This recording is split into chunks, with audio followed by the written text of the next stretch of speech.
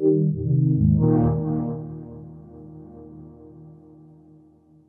I'm Hannes. I'm here at Gamescom to show Hitman, and I'm the studio head of IRE Interactive.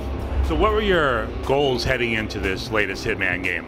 What we did is we looked at this 15-year-old series. We had 5 games out so far, and we looked at what made each of these games great, what our players liked, but we also were self-critical and looked at what our players didn't like so much, and to try to distill that into what becomes the very best of Hitman.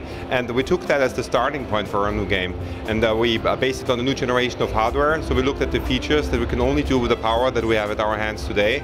And one of the focus points in the Hitman game is the AI, and we are very happy with the density that we have, with the possibilities we can give to players, the amount of AI we can simulate, and the living, breathing world that we have in the game.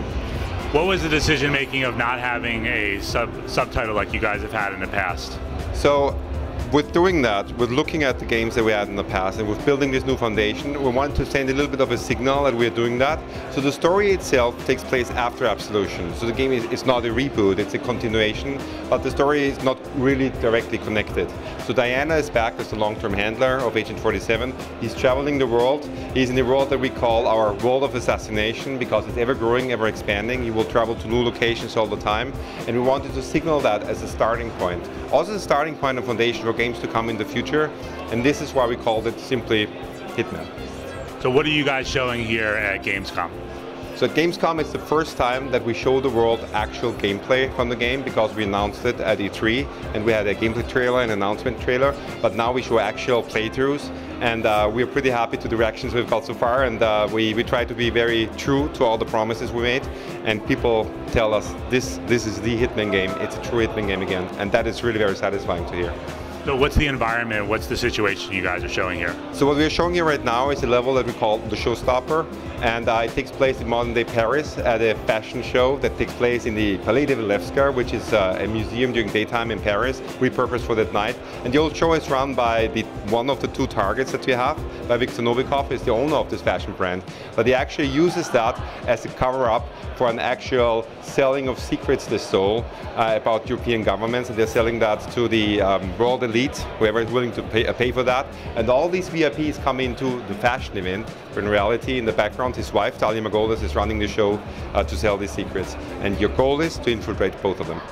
Can you talk a little about this level and how it shows off some of the new gameplay mechanics? One of the key things is that Hitman is a game about freedom of approach.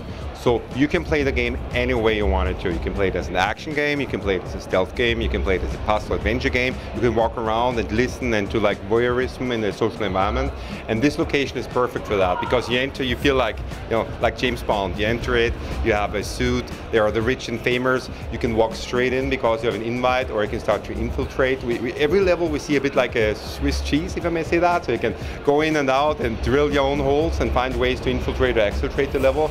And the location is very good for that, because from the basement to the attic, every single room we have in the game is playable. It's filled with opportunities, with AI, with items, with things to do.